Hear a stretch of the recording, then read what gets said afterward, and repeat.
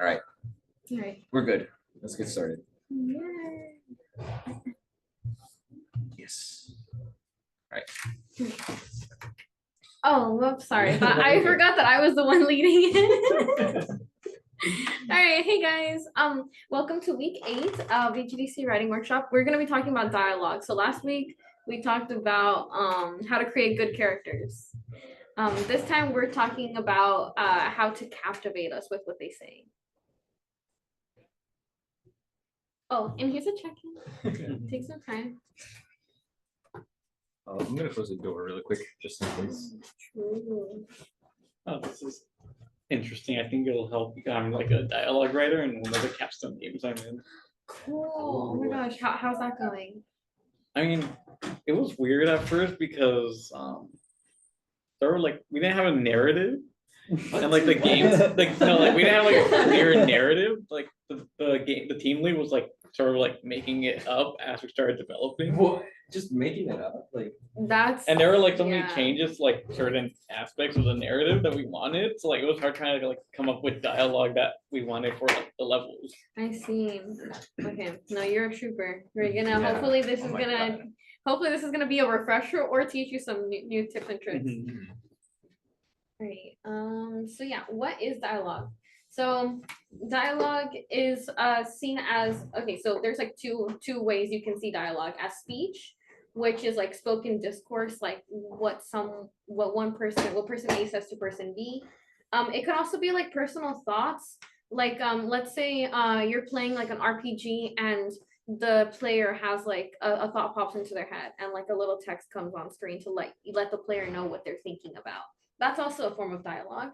And then also monologues, like when a character or a player, not a player, when a character is like saying like basically like a speech for like a dire situation, let's say, to motivate the team, they'll go into like a monologue.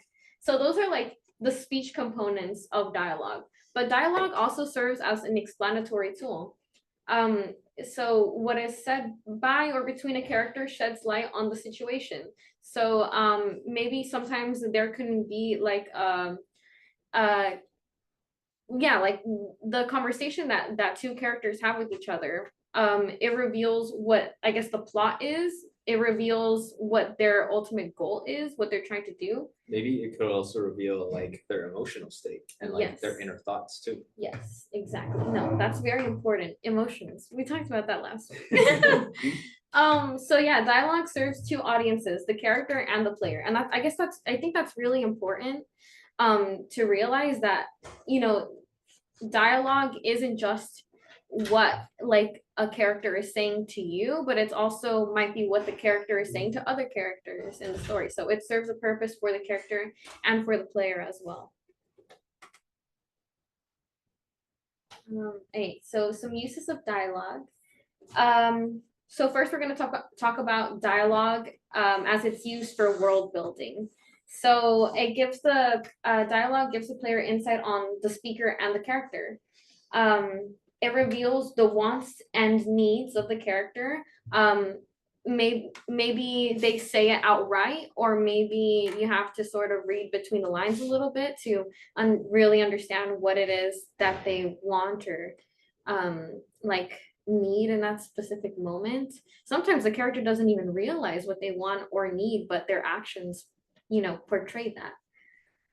So yeah, and it also reveals their emotional state. Are they saying a line in like a very heightened voice? If they are, that might mean that they're angry or that they're feeling distressed. Are they saying something in a calm fashion? That might mean that they're at peace with themselves or at peace with the situation. So yeah. And also, how are they saying it to other people? How does their speech change when they're talking to other people? Like if you're talking maybe to someone that you like have a crush on or like are in a relationship with, you might talk to them in like a little tone of voice, like very endearing, right? But like if the character is talking to someone that they hate, they might be like, what? Like, you know, raise their voice at them, right? You like it even happens with us naturally. We talk to people differently. The way that you talk with me might be different than the way you talk with your friend, and the way you talk with your friend might be different than the way you talk with your parents. So, and your teachers. So that's all, different. How would you reflect that with like text? Like, do you say that as in like you use like different adjectives? Yeah, because also the way that I guess like how is it called? Like it's not mannerisms, because mannerisms is like action. Yeah. But like you also have mannerisms in hello. You also have like mannerisms, I guess, in the way that you speak. Like where whether it's like inside jokes or like I don't know, it's different. Are you saying connotation or like tone? I think connotation. Connotation. Because tone, those are two separate things. Yeah. I feel. You can do it with both. In most cases, you do it with both. Like the tone. Well, if you have voice actors, you do it with both because like the tone is gonna show up. But if like let's say I think Doki Doki Literature Club is not one that uses voice actors for their game. It's all just like you text. have to make the voice up yourself. And so that's where connotation really comes in because you want to add those words in for like to show how a character reacts differently to a different character. Does that make sense? I think so. Like for example, you could maybe say like, oh, I really like the way your shoes look, right? Mhm. But if you want the character to maybe sound like they're saying it sarcastically, you could have it so that they could be more. What There are could be more those? Yeah. words, more words with like very Yeah. negative connotations. So something like, oh, your shoes look really different on you. Yeah. Like you're being very specific about their character that way. I'm Yeah, making sure and that like, they like. okay, another way. Sorry to cut you off, No, but keep another going. thing, you inspired me. So like, let's say I see like someone with a nice fit. I'll be like, oh, I really like your fit. But let's say like with my significant other, I'll be like, oh my God, that fit looks so good on you. Like the jewelry is really like, I really like that, And so so you see how I added words to it to make it sound more like endearing toward the other person. That's also how you could, additives, right, to your dialogue. Oh, and then okay, so it also reveals their personality. So yeah, like if you're interacting, the way that you interact with people inherently reveals something about you and your personality, the way that you are. If you are like, I don't know, like always like, oh, mysterious. I can never pull that off, guys. Like I'll like wake up in the morning and be like dressed like this and be like, today I'm gonna be mysterious, guys. And then I get to campus and I see someone who like is my friend or like someone that I know really closely, and I'm like, oh my gosh, hi. And all of a sudden the mystery is gone. But you wouldn't know that if I didn't start speaking, which is why dialogue it reveals your personality. Mhm. So another way is for world building is setting. So let's say that we were like in the 1980s or something Yeah. like that. The way that we talk would be very different because they use different words. Like Use different dialects like too. for cars, didn't they used to call them like buggies or something like that? Or like I pops think- for soda? I think that's still it's still like being used today, but like it's dwindled so much. It's now. like but I feel like that's more that would be more commonplace back Commonplace then. best. So so like if the dialogue consists of words like that, that might reveal to the player that this is taking place in like the past in a long time ago. Yeah. Do you have anything else to say about that? Because I think I'm gonna move on to plot. I was just very quickly, I feel like dialogue is also just a really great way to get people familiar with like maybe different like regions in your world. It doesn't have to be the real world. It can also be like fantasy settings. Like maybe your characters speak in a dialect that is only local to like an orc population in like this one town, and you could have it so that their words sound more guttural in their dialogue. Another good example I feel like would be just like if we were to go back into like a modern day kind of setting, different languages could also act as a way to like familiarize the player in different settings. Like you could have all the characters just speak in in a British accent, you know, British. and you can make them familiar with the location just by that, just without having them say, "Oh, I am from Brittany and I love tea and crumpets," like that. Like no, like come on, you could already just establish that with just the accent alone.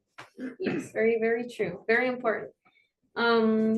And yeah, in terms of world building too, dialogue also reveals the plot and the conflict. So, and it's mainly done with like interactions and relationships. Like, I mean, you can do it with like inner thoughts and monologues, but I feel like most of the plot moves forward when you have someone else to bounce off of, or like, yeah, when you have someone else to bounce off of.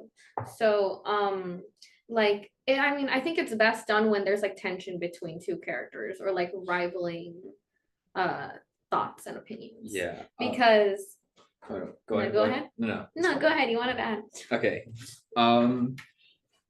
So a good example of how you can introduce some sort of conflict between characters through just dialogue alone could be maybe like they're trying to pull off a heist and at some point it goes really wrong, but they still manage to like scrape by the end of their teeth. I think that's the phrase. They still manage to like get away from it. Skin of their teeth. Yeah. Almost had it. The hair of their teeth. The hair, no. I still have hair on their teeth. How's their skin on their teeth? Wait, isn't that the gum though? Maybe. The skin on their is that No, what but they mean? That's not the bone. No, wait. It is the skin of their teeth. No, because the gum is Someone more search of it up. Okay. Fact check. All right. Back on track. Okay, so two characters make it out of a heist that almost failed disastrously, and you could have their dialogue kind of show that they are very like obviously like very irritated with each other, and they're like, okay, we need to pull off this next heist. Here's where we need to go next. That way you could also introduce an element of not only world building by saying like that this place is like kind of like a crime haven for them, but you could also illustrate that as like a waypoint, like where do the players go next after that sort of disaster. So it also moves the plot along and also introduces a new objective for the player to follow. And that's also interesting because they're on the same team. They're Yeah. playing for the same team, but have different ways of doing it. Mhm. And so It's a good way to and also that demonstrate. could make like a villain arc if the person is criticized.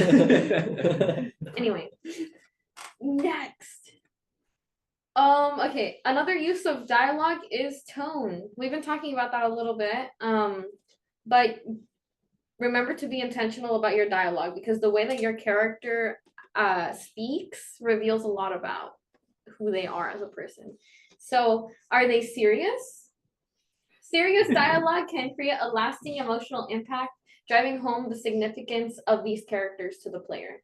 So, like, I don't know, I guess like when someone is like set on like what they want to do, it's typically like, I don't know, like at the end of like when everything goes wrong and the player has to make a decision, they're typically like very serious about it and they like speak very seriously, like, I have to do this. And then boom. And it fades to black and you're like, oh my God, they're gonna do it, you know? So yeah, do you have anything to add on to serious? Serious can also be a way to make characters look corny. I feel like a lot of you can like there's a very fine line between having serious writing be in a setting that is very campy or serious writing in a setting that is already established to be serious. Like there's a very drastic difference between writing a serious character in something like Overwatch between writing a serious character in something like Grand Theft Auto, where the tone of each of those settings is very like much determined by how you're already writing the plot of the game. So for example, like in Overwatch, you'll have characters like Reaper or like Soldier, but you don't really take them seriously as like the hardened soldiers that they are, because in the context of like their entire world, you're like, okay, you guys are sticking out like a sore thumb. Like you guys can't, I'm not taking you seriously at all.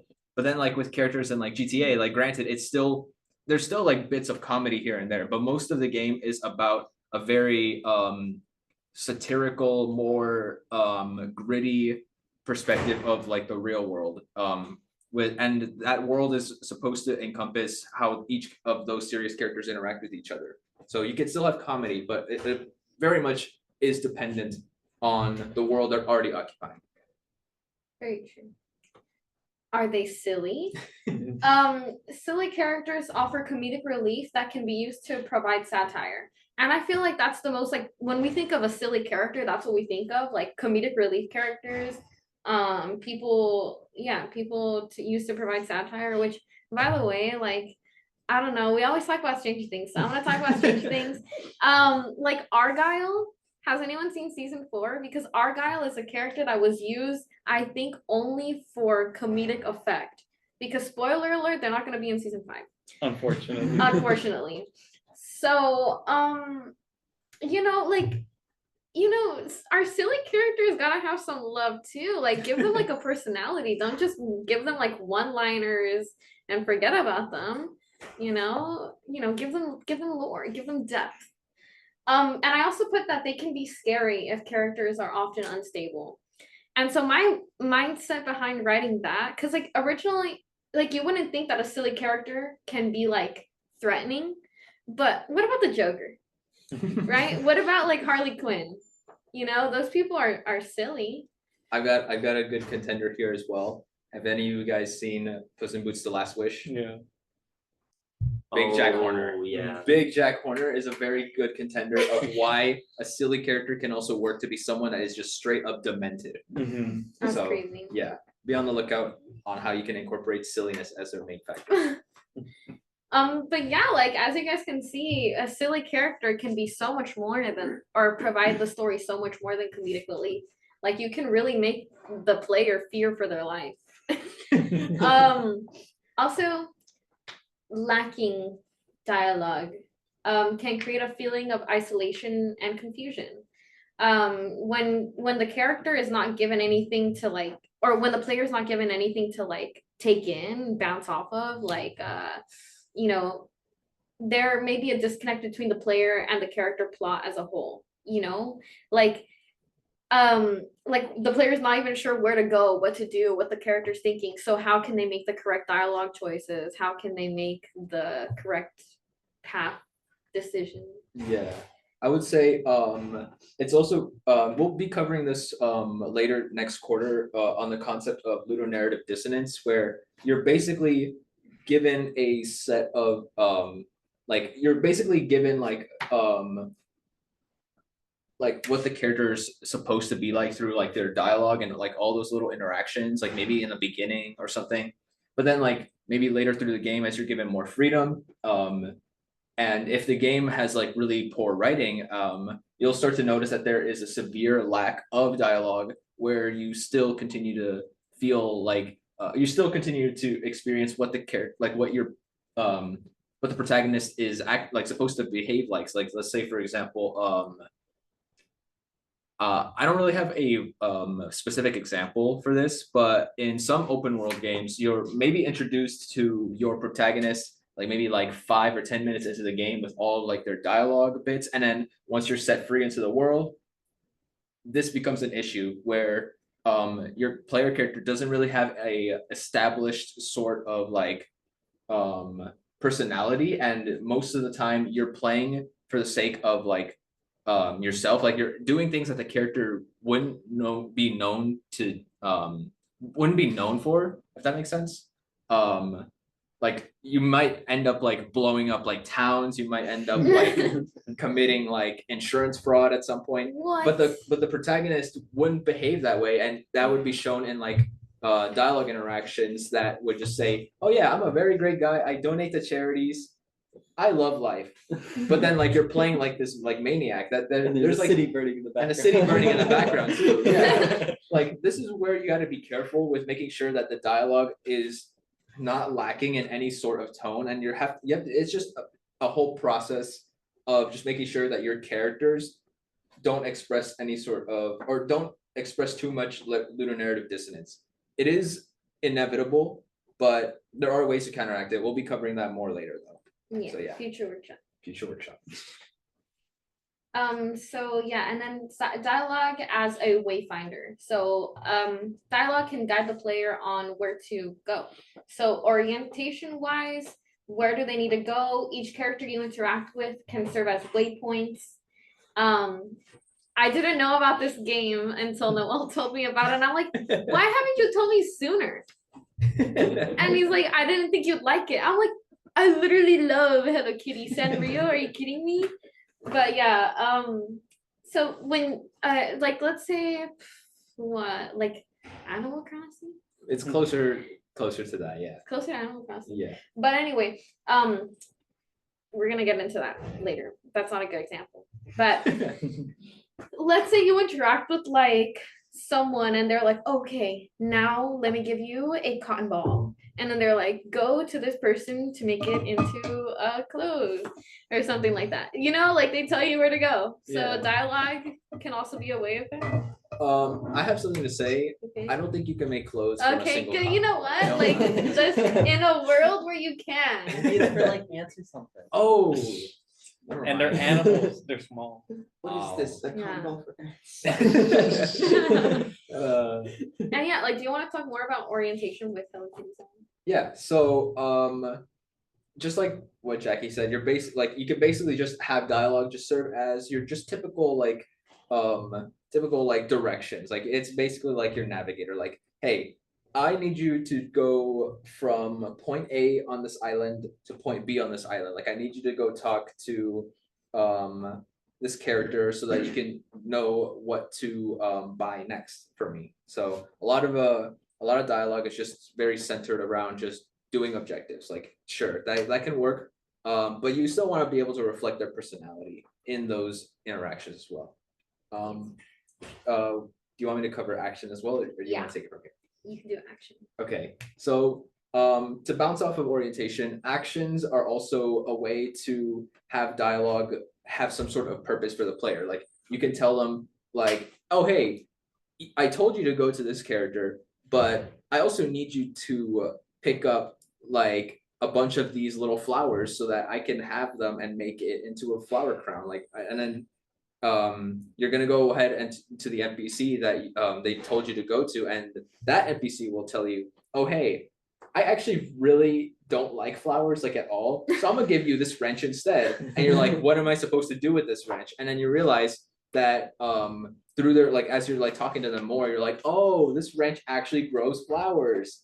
It's hard to explain, but essentially those NPCs will be able to tell you like how you're supposed to be using like the tools or like whatever materials. Like it's just another way of telling the player like it's not exactly like orientation where they're telling you what to like where to go exactly.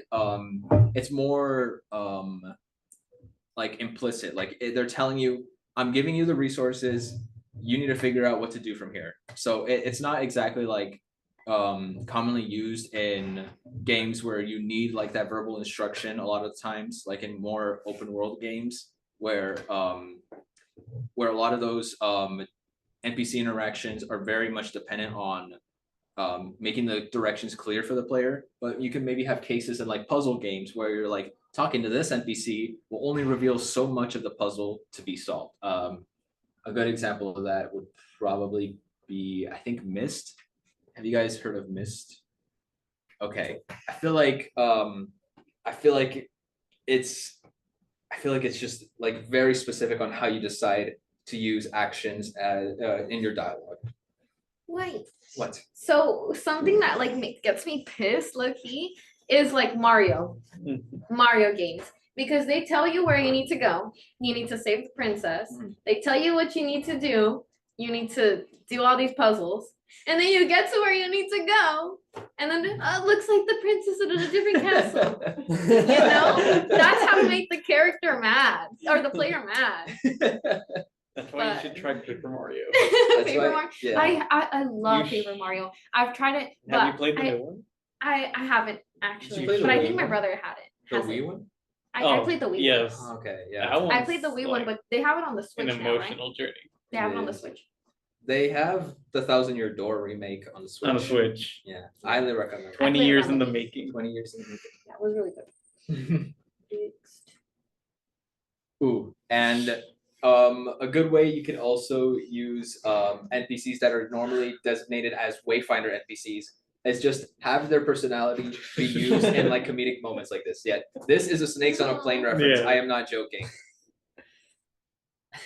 Okay, so tips for writing dialogue. We're gonna use the example of visual novels. I can't speak. I'll be explaining this later as well. But yeah, go ahead. Keep it short and sweet. Shout out Serena Carpenter. Technical constraints. So yeah, keep it short. Maybe there's like technical constraints that you need to, be aware of. Like in card games, you can't really fit like a whole book of text on the screen because you have to like account for like the space that you have. Mobile games, your screen is small. If you write like a lot of words, like the text is gonna get even smaller and like, you're gonna get like a magnifying glass.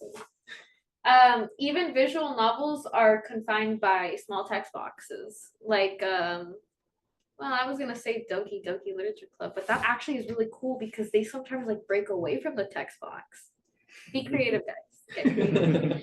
And also keep it interesting. Like, don't take 10 lines for what can be established in 2, unless like you're giving like some personality to your character. Like maybe the character is like socially awkward, so they just like ramble on and on. I can relate, but like, so yeah, don't ramble unless it's intentional. You will lose the player's attention. I had a quote here. Is it on the next slide? I don't know, guys. We're gonna find out. You will lose the player's attention if you write like a whole novel for them to read. Avoid the what is that? Okay, so this is where this comes in. So although this obviously is not a visual novel, I feel like this the game's dialogue is a perfect what's the word I'm looking for? It is the star example of what not to do in character writing. So for those of you that don't know, Forspoken is a Square Enix game that was an attempt to try to appeal to Western audiences by having the most millennial focused dialogue that you can ever imagine. So a lot of that results with the Whedon effect. So like the director, or I think it's director, it could be producer, but so Joss Whedon is known for producing like stuff like some of the DC films of the past decade or so. But a lot of the dialogue that is shown in Forspoken has a lot of those tropes, like those Marvel like quippage tropes, where it's like, oh, there's somebody behind me, isn't there? And you turn around, and it's like, yeah. A lot of those dialogue tropes are used a lot in this game, and it really does not sell the character's personality at all. It has a lot of issues with dialogue bloating, which I thought wouldn't be possible until Jackie made me realize, yeah, like you can definitely establish like key plot points, character points, emotional beats in just less lines than what this game had done, where they take a lot of the time using dialogue as a way to just fill in so much exposition that didn't need to be done in the main character dialogue when they could have just crammed it into like a lore book or something. So a lot of those issues are because you don't minimize how much dialogue goes on with any character. Like it's absurd. Absurd. We're gonna have a whole other workshop just on this game. Just on this game. No, I'm just kidding. But yeah, I mean, if you wanna not take as many lines, focus on like how the character looks like, because when we look at a character who was like, I don't know, like the stereotypical like jock or the stereotypical nerd, we already have a sort of idea of how they're going to be like, like their personality. Like the nerd is obviously going to have a lot of fun factoids, right? Like to know he's gonna but so yeah, so that's a way to keep it short and sweet. All right, so we're gonna continue by talking about, oh yeah, here's a quote.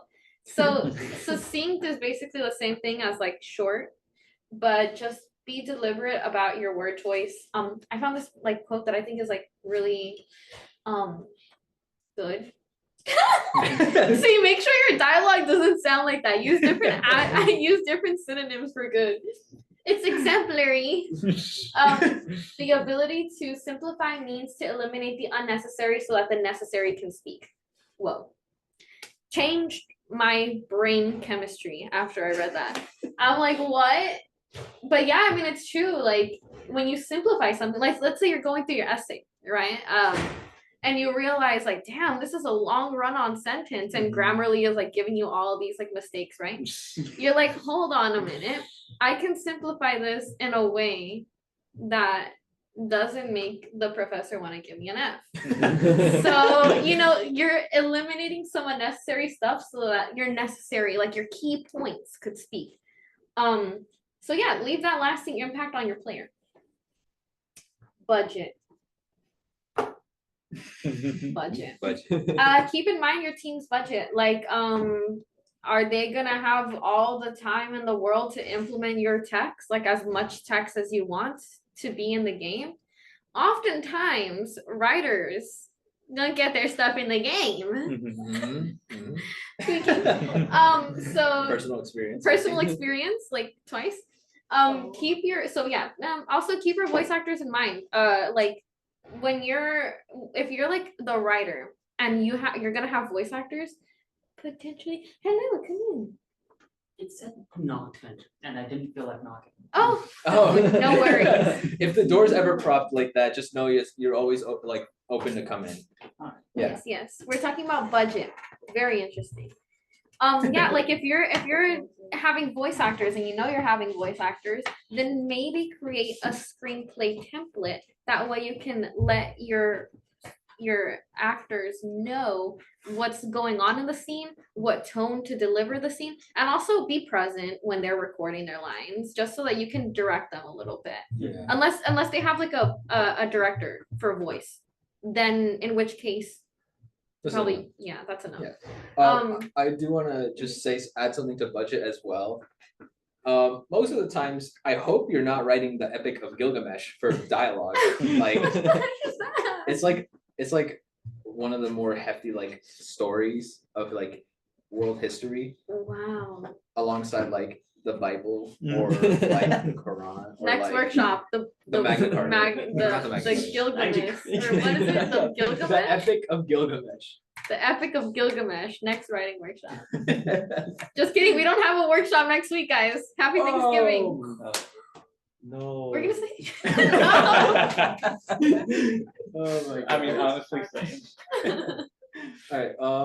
So also to mention this game, Oxenfree. I didn't realize that they had a sequel. I recommend checking out the first game though. So it's a game that is very much a clear example of being succinct. There is not much text heavy like dumps going on with their characters, but a lot of their interactions have so much nuance behind like the whole time traveling, like weird portaling aspects that goes on in this game. I can't really say much about the whole plot of it because I feel like you really need to go in with a fresh perspective on this game. I highly recommend checking it out. It's a very clear example of succinct writing. I have the game on my Switch, but like I didn't buy it. My older brother bought it. So like I need to play it. Yeah, Yes. highly recommend. Oh yeah, guys, here are some tools for writing dialogue. Dude, don't look at that last one. We're gonna get there. You guys realize it. Wait, did you... Wait, I'm sorry. It's just Excel. Oh, is it not with what? No, with two L's? it's fine. What, guys? Can you tell I don't use Excel? I'm more of a Sheets girl. But anyway, can you guys tell I'm a sociology major? Probably not, because sociology majors use Excel. Whoops. Anyway, so yeah, so here are some tools for writing dialogue. This is not an exhaustive list, meaning that there's like many more platforms that you can use, whatever you guys are comfortable with. But some of these we've already covered. You know, we got the classic pen and paper, like just write down your ideas. Some people carry like a notebook with them, and when like an idea strikes, they just write it down. You have your phone, so I guess you can just like do your phone, like your notes app. Also Google Docs, that's my preferred. That's my main squeeze. Your home space. Before I like used what is it called? There's like, I'm trying to remember the name of the app. Fade In is like a screenplay app. But before I used that app, I did my screenplays on Google Docs. I feel like that's common. A lot of people do their screenplays on Google Docs. Excel is more for like the branching, the linear It's and very, branching narratives. yeah, it's very good if you need to like just plan out like different routes as well for Yeah. like branching narratives. It's also just great if you just are mostly focusing on just entire little like blurbs of text. Like instead of like writing a whole on screenplays, maybe you just need something that's more shorter form where you just need a bunch of characters, but they only say like a couple lines here and there, right? It's very great if you just want to populate NPCs that just say like one or two things. Yes. Yeah. Also Twine. I'm a big fan of Twine. We're gonna have a workshop on that for sure. Yarn Spinner. Oh, and Twine is free. Twine is free, guys. Yarn Spinner is also free. Yeah. And we did a workshop on it before, but we're gonna see if we can get another one. Just Yeah. to like show you guys how it works. And my personal favorite, Archive of Our Own. Does anyone know what that is? Unfortunately, yes. Listen, no matter what anyone tries to tell you, AO3 is such a good way. Also, I've been covered this whole time by this water bottle. Oh no, my sweater. No. Sorry, guys. AO3 is such a good way to kind of like write interactions with like different characters and like I don't know, it's a really good way to like get started on like writing your own stories and like your own characters and like, you know, getting a feel for it. I personally used Wattpad. Or Wattpad, that's another one. Two of my favorite apps. All right, next. So we got the activity, guys. Oh, whoa. Who's this diva?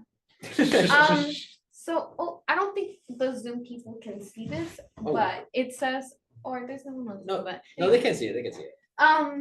So what our activity is going to be is we're going to pick a trope personality and develop a strong opinion on this character right here. This character. Are they a princess, a bartender, a scientist, or possibly a librarian? And then, you know, their personality, like, are they analytical? Are they shy, sweet, cautious? Are they silly?